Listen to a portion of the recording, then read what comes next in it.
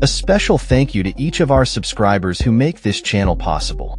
Here's today's story.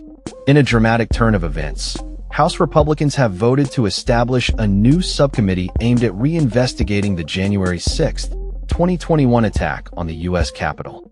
This decision marks a significant reopening of one of the most contentious chapters in recent American political history.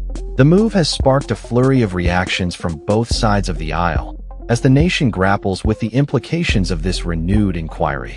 The subcommittee's formation comes at a time when the Republican Party is facing several challenges, including the upcoming 2026 midterms and the contentious legacy of former President Donald Trump. As the political landscape shifts, many are questioning the motivations behind this renewed investigation and what it means for the future of American governance. President Trump's administration is also in the spotlight, as they have urged the Supreme Court to expedite a decision regarding the legality of broad tariffs imposed during his presidency.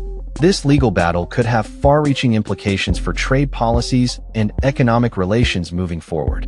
Meanwhile, former Representative Madison Cawthorn is making headlines once again as he prepares to run for the congressional seat in Florida's 19th District, stirring up controversy with his past remarks about his fellow Republicans.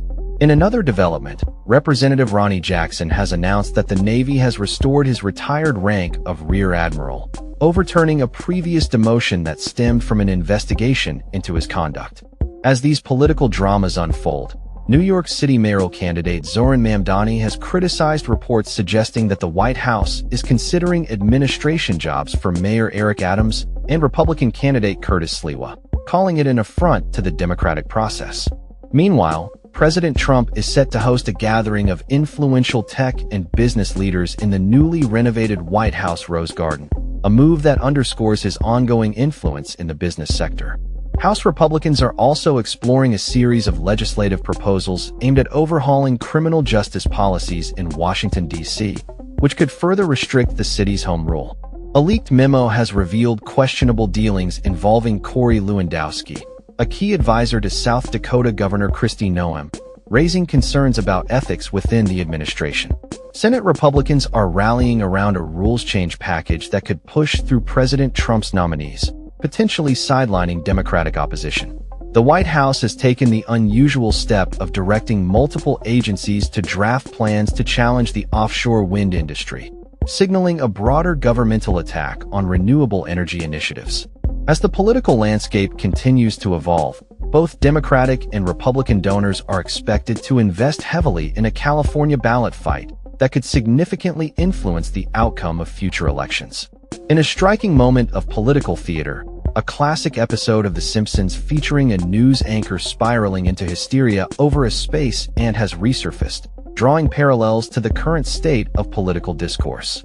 Amidst these developments, a federal judge has ruled that President Trump's administration unlawfully terminated $2.2 billion in grants awarded to Harvard University, a decision that could have significant implications for academic funding. In a surprising twist, New York City Mayor Eric Adams has reportedly been offered a position at the U.S. Department of Housing and Urban Development, contingent upon him dropping his re-election bid. This revelation has prompted discussions about the motivations behind political appointments and the intertwining of local and federal politics. As tensions rise, a bipartisan group of House members has introduced a bill aimed at preventing lawmakers and their families from trading or owning individual stocks, a move that has garnered both support and criticism. Senator Thom Tillis has stated that he will not consider a nominee to replace ousted Fed Governor Lisa Cook until the legality of Trump's actions is clarified, highlighting the ongoing legal battles surrounding the former president. According to newly compiled figures, the Biden administration has withheld $425 billion that Congress had allocated for various programs, raising questions about fiscal responsibility and government transparency. In a significant political development, House Democrats, with support from several Republicans, successfully blocked a motion to censure Representative LaMonica McIver for her altercation with ICE officers earlier this year. This censure effort, which had been introduced by Republican Representative Clay Higgins, faced strong opposition, leading to a failed vote that underscored the complexities of partisan politics. McIver, who was indicted on charges stemming from her actions during an oversight visit to an immigration facility, has maintained her innocence and criticized the motivations behind the charges. The House has a long history of censure, with nearly 28% of such actions occurring in the last 4 years alone. The political landscape remains fraught with tension as both parties navigate these challenges and prepare for the upcoming elections. That's all for this story.